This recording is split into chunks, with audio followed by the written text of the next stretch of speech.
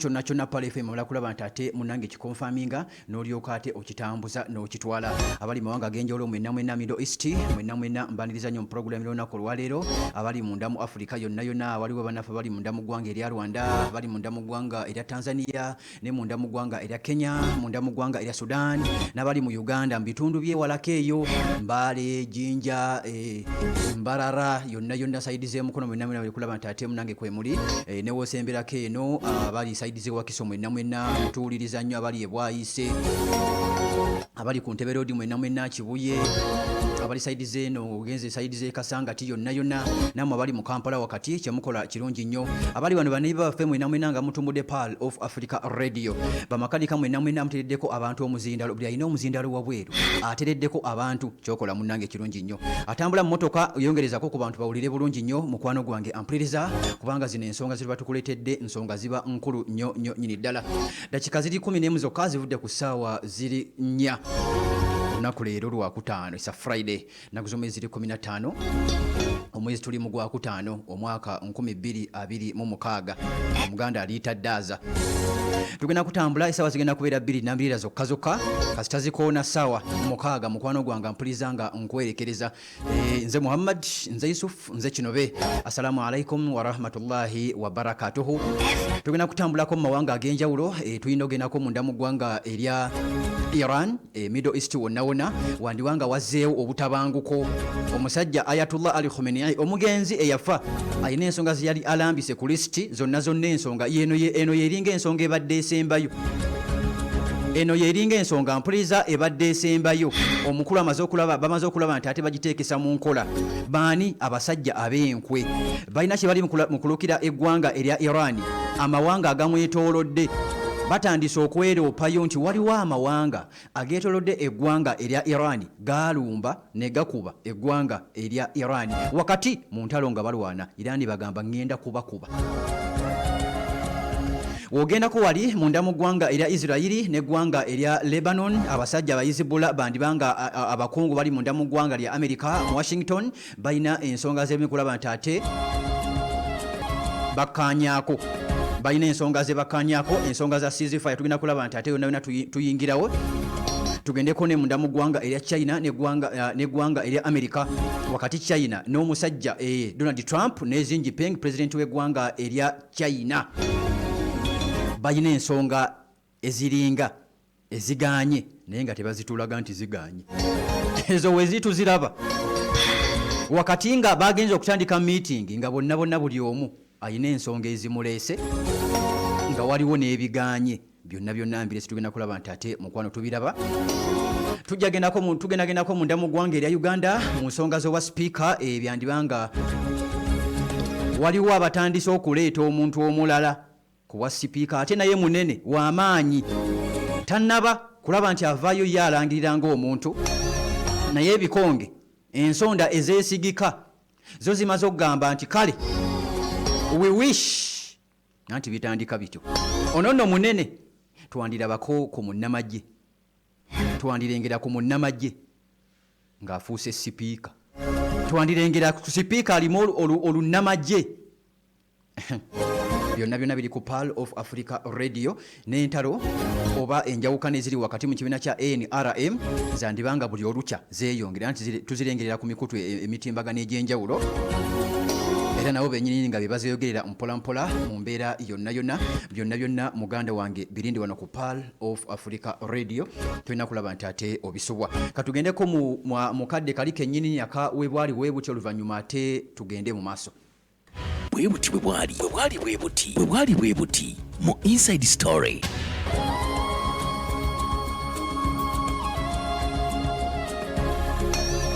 Ampuliriza ali ku Pal of Africa Radio muganda wange akyagirika kyagitumbudde webwali weebuti ennaku z'omwezi zaali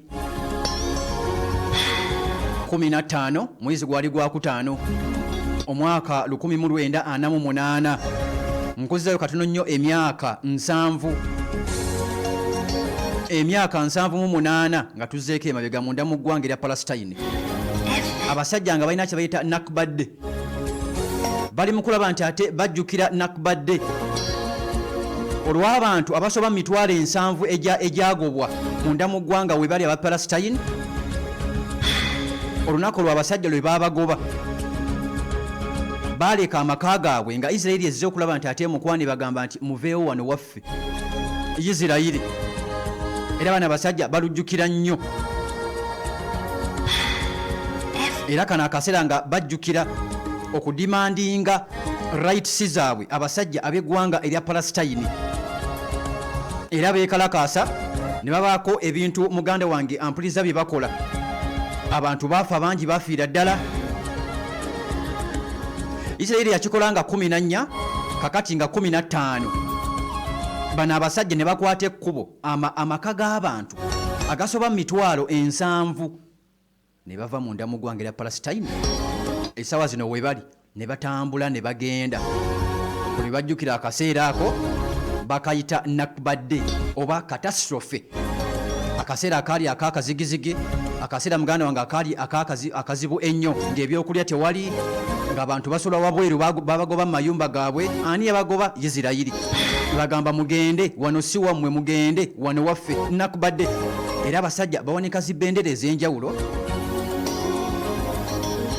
bategeeza bagamba lunaku olwaleero tubalengeddeko street ez'enjawulo nga wani kulaba nti ate bajjukira akaseera ako akaseera mukwano gwange mpuliza akaali akazibu ennyo akaseera akaali ak'okwebeereramu era baamala ne bakuba emmundu baamala ne balwana okukakkana era nga bakomyewo ku butaka bwabwe awo we bali era z'entalo zitandikira sayidi zeeyo wakati w'eggwanga erya Palestine n'eggwanga erya Isirayiri tulengedde amawanga mangi nga gajaguza nabo bifo tulengedde wiiki eno yonna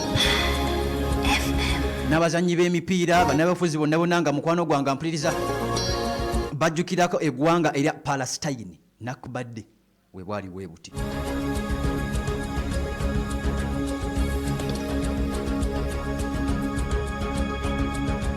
kakati ekyo obanga omaze okulaba nti ate muganda wange okitegeera njagala nkutwale mpolampola nkutwale bunnambiro nnyo tugendeko munda mu ggwanga erya China gye tuba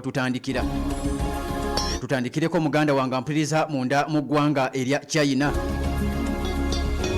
twalengedde abanene bangi nnyo okuva munda mu ggwanga erya America nga beesogga eggwanga erya China mubalengedde sabbiiti eno yonna era nga ensonga enkulu ezitwala abantu bano bakulembeza ensonga z'ebyenfuna munda mu ggwanga erya America ne mu nsi yonna nga Trump akulembeza ensonga z'ebyenfuna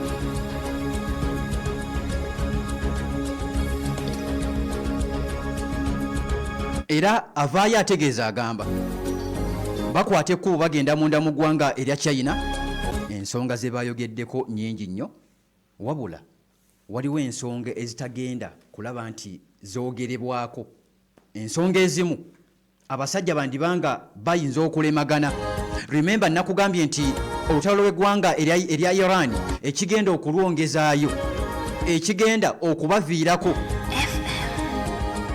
olutalo balwane oba emmundu ekome ebinaava mu miitingi y'abasajja bano abasajja Abamerika basuubira okusindika Xi Jinping pulezidenti w'eggwanga erya China bamusindike munda mu ggwanga erya Iran abeeko ensonga z'abagamba abeeka mpuliriza ensonga z'abagamba wezigaana era Trump yakyogera Trump yakikugambiddewo zino ensonga mu China wezigaana ensonga zaabwe kabaka weddemu olutalo olw'amaanyi Trump asuubiza okubakuba kye batalabangako nga bulijjo ebigambo wabyogera abagambe kasita balemererwa okukkaanya n'eggwanga erya China agenda kubakuba abachina kasita balemererwa okukkaanya ne Trump agamba nkomawo mu Middle East wakati nga olutalo mu Middle East lusiriseemuko nga tewali yalusirisiza tewali yalulangiridde nti lusirise wabula bo bennyini buli omu ali ku alert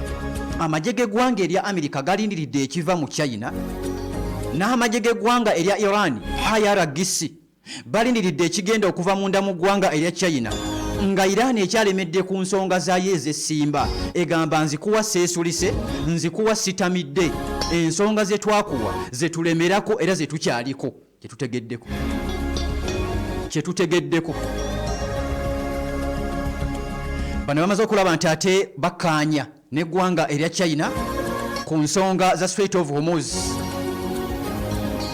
Xi Jinping agamba nti bakkaanyiza n'eggwanga erya Amerika, Iran egenda kuggula Strait of Hormuz era nga tekuliko bukwakkulizo obugenda kuteebwako. Ekyo tagambye nti bagenda kukikola nti akiyisizza, wabula akubuulidde ekivudde mu meeting. Omusajja Amerika kyatadde ku ttebo, nkugambye bazze mu China nga batuma, bazze mu China nga batuma. Kati si kyekyenkomeredde nti kivuddewo China, Iran tekyasoloza ku Strait of Hormuz. Nedda, China eteekeddwa okudda etuule ne bano abantu, kubanga ne gwakkaanya naye amumanyi. Ensonga za Strait of Hormuz abasajja bane kulaba nti ate muganda wange bazoogerako yandiggulwa. China si yalina ekigambo kyenkomeredde, n'abasajja aba Iran nabo balina ekyabwe okusalawo okwabwe, yadde nga bawulira nnyo eggwanga erya China. Wabula nabo balina okusalawo okwabwe okwenkomeredde nabo nga bo abantu. Tojja mu kumugiraawo nti omulagire bulagizi, era baatuma China bamugamba mugambe talagira bulagizi. Era ne China yamugambye ne woba ojja mu ggwanga lyange tolagira bulagizi, jangu mpola mpola, jangu ng'osaba busabi. Kati ey'ensonga ogiwulidde esooka. Abasajja bagikkaanyizaako, tulinze eggwanga lya Iran ligambe nti nzikiriza oba sikkiriza. Wabula Iran yamaliriza okuwandiika ensonga ezo mu bbaluwa ng'eva wamu gitaba. Bagitwala munda mu ggwanga erya Pakistan egitwale munda mu ggwanga erya Amerika, era nga bwe baakikola neegwa mu mikono gy'omusajja Donald n'abigaana. Mu bbaluwa eyo wansi waliwo akagambo NB, gw'omanya engeri gy'okavuunulamu. Waliwo akagambo ako nga kagamba nga Iran etegeeza egamba nti ebyo byebyaffe, tetukyusaamu, tetukyuka, wabula tuli beeteefuteefu okwedifendinga woba otulumbye. Yali NB. Tuli beeteefuteefu okwerwanako woba otulumbye. Ggwanga lya Iran kitegeeza baasiiringa, tebakyusaamu. Ate ekiva mu China, bali abasajja babiri. Trump agamba nti bakkaanyiza, omanyi ba Trump obimanyi, obikkiriza oweesikaasikamu. Agamba bakkaanyiza Strait of Hormuz eggulwe watali bukwakkulizo. Eno Strait of Hormuz ate si yali ensonga enkulu yaleeta Trump munda mu ggwanga erya Iran. Yajja kukyusa regime, bateekeko abalala, bajja kutwala mafuta, bajja okutwala uranium, ebikola nuclear byonna abasajja babitwale, banafuye eggwanga erya Iran. Ne kigaana ensonga twazituwa ezaaviirako bano abakulu okulemererwa luno olutalo. Kati ekyabaleeta bakivuddeko, bali ku mazzi. Wabula ng'ozizako akatambi emabega, abasajja nga Amerika tennaba kulaba nti alumba, bagamba Trump mu meeting mu Pentagon, bamutegeeza ne bamugamba nti sewo mukama waffe tugenda kulumba eggwanga erya Iran, naye biki ebisobola okuvaamu? Ezimu ku nsonga ze bamugamba omusajja anaatukubawa. Baali balowooza nti Iran ejja kudifendinga ng'ekuba mu Isirairi wokka wokka. Kyabajja enviiri ku mutwe Iran yakuba ng'ekuba amawanga gonna mu Middle East, amawanga agalimu amabede. Ekyokubiri, bagamba Trump nti Strait of Hormuz yankizo nnyo, abasajja tebagiggale. Trump n'anyooma. Trump n'abagamba abasajja tebagenda kugiggala, tebasobola. Kaakati Strait of Hormuz yaggalwa. Era zezimu ku nsonga ezitutte ezibatwala munda mu ggwanga erya China, lwakuba baziteeka emabega wa kateni nti Trump akubira gamba nti ekintu te bizinensi. Yatuse ne ku sedi kugamba tetugenda kubyogerako ebya Iran, byebimu ku byebatandikiddeko. Trump yakugambye nga yakatuukayo tetugenda kwogera ku nsonga za Iran, entalo byonna tetugenda kubyogerako. Zezimu ku nsonga zibakaanyizaako, era ge mawulire mukwano gwange ampuliza ge tufuna. Kiki ekiddako? Iran erinze bulinzi. Wabula Trump bamugambye n'ensonga endala. Trump bamutegezeza mukwano gwange ampuliza n'ensonga endala. Wakati nga atuuseeyo, eno visiti omukulu gye yakwata ekkubo n'agenda munda mu ggwanga erya China, ogirabanga ey'okusaaga twongedde okugitegeera ennyo ku statement za China z'akola. Twongedde okugitegeera ku bigambo China by'ayogera. Ono Trump agitadde ng'eya bulijjo naye eno nnene etegeeza ky'amaanyi nnyo. Amerika nga tennaba kukulumba. Amerika nga tennaba kulaba nti ate mukwano gwange ekulumba bambi ekuwaayo chance. We baali balumba omusajja Abu Minyalu al-Gaddafi munda mu ggwanga erya Libya. Ojjukira mu 2005 nga baamugamba dda nuclear muweeyo. Okakana Gaddafi yamala n'agonda nuclear ne bamutwala, ebikola nuclear ne bitwalibwa. Omusajja yagala kutandika kukola nuclear mu Africa. Walengera Saddam Hussein okumukuba basooka kumuwooninga n'okutwala amadro basooka kumuwooninga kumugamba komya kino yadde nga yagamba baali bamuwaayira. Kati Amerika bweto weekola olukyala luno saagala olulabire ku ngulu. Amerika weesooka weekyala naddala ng'ekyalidde eggwanga we batalima kambu nga balina ensonga ezibaawula ze batakkaanya either nga za financial obanga za lutalo. Asooka kukyalayo, asooka kukulaga nti buli kimu kyonna ngezezaako okulaba nti ate mukwano gwange nkikola. Kakati woogaana kiba ku ggwe, kiva gy'oli gwe okugaana n'alyoka akulumba nakkuba. Bano abakulu Bachina baategeera baamanya nti waliwo abali mu nkwe ezirumba abantu bano, ezirumba eggwanga erya China. Era agamu ku mawanga kkiriza nkutegeeze nti Amerika teekerangako ku makya neetya eggwanga erya Iran. Era yagenda okujja mu lutalo nga temutya. Agamu ku mawanga Amerika gaatya gasobola okwesika mu kkolya eggwanga erya China n'eggwanga erya Russia. Agoggo era akulaga n'ebikolwa nti agagenda mpola kubanga kigasobola okukola akimanyi. Kati ono okujja okukyala muno luno olukyala lw'amaanyi nnyo era lwa byafaayo. Tuli lwogerako mu byafaayo nti omukulu Trump yasooka kukyalayo ne balyoka batandika okwekuba. Lwaki? Lwa statement zino. Jinping twabuuzizza Trump, bamubuuzizza owaayi ensonga za Taiwan ozoogerako ki? Zino ensonga yazitomedde, yabadde takitadde ku lisiti ye wabula yakisanzeyo munda mu ggwanga erya China. Kino kyankizo nnyo munda mu ggwanga erya China ekya Taiwan. Era Jinping abalabulirawo babagambye nti we mutava mu nsonga za Taiwan tuyinza okulaba olutalo olw'amaanyi ennyo. Jjukira ekyabatutte bizinensi batandise na ntalo. We mutava mu nsonga za China na Taiwan b'Amerika mmwe mugenda kulaba olutalo, tujja kufuna olutalo. Bino ebigambo babyogera nga tebannaba na kutandika kutuula meeting. Tusuubira meeting esembayo ey'amaanyi egenda okumala eggobe mu kiba byonna ebimale. Kano akazinga omusajja omuchina akeetaaga era akaagalira ddala. Katikati amawanga eggwanga erikalemesezza ly'eggwanga erya Amerika nga balemesa abasajja bano ab'e Taiwan babagamba nti tujja kuba defendinga. Kati bamugamba ensonga zino tulina okuzikoonako, ensonga zino zirina okukoonwako magye. Era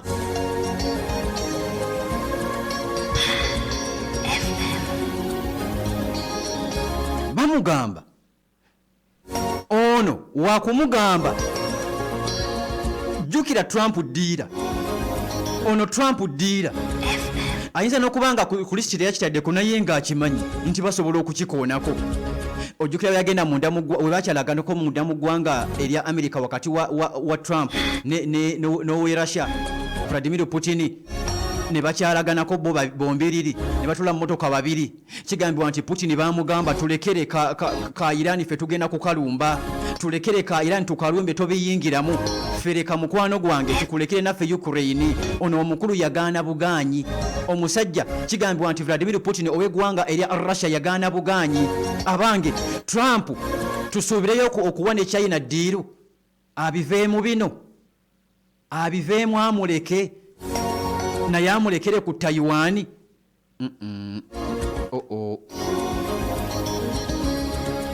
tumusuubirawo okuvaawo abirekewo amulekere ku Taiwan.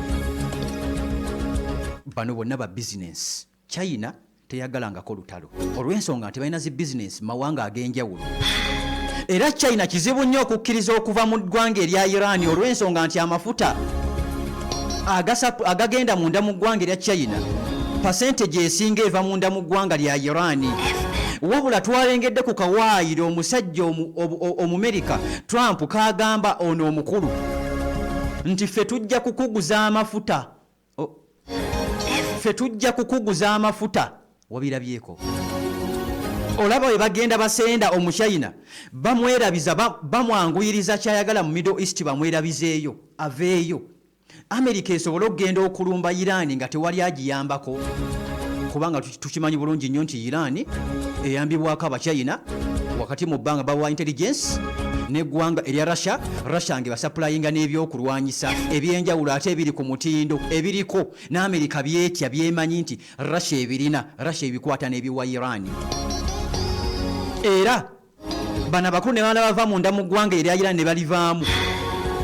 Iran sijja kugamba nti bagikuba kuba nabo balina amaanyi bonga abantu basobola okulwana naye basanga akaseera akazibu kubanga n'essaawa zino ekonomi yaabwe amazima matuufu naye egenda ogiraba nti yeesiseemu katono.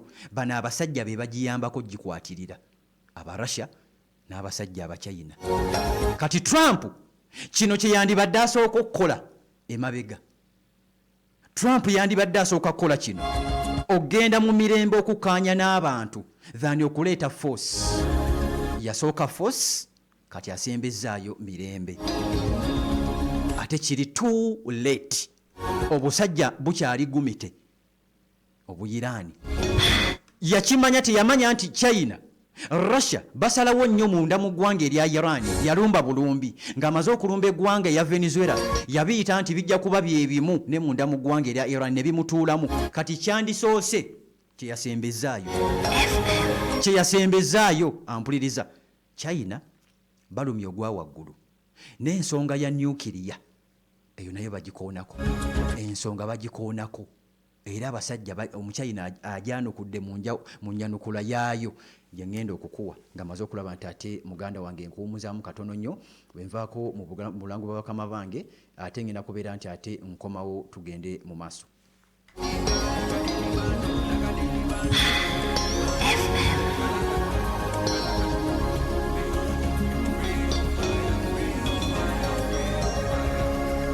Nguwulira muli mu mutima gukankana like drums. Nesumulula where there's a lighter, watch me set the fire. This feeling nyongera, chibuya can't stop it, boo. Kalakata, kalakata.